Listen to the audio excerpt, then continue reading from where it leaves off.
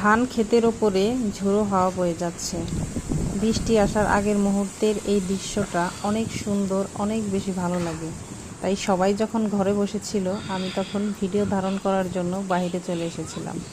কারণ এই মুহূর্তটা একটু ঠান্ডা ঠান্ডা অনুভূত হয় এবং এতটাই ভালো লাগে, ভিডিও না করে থাকাই যায় না।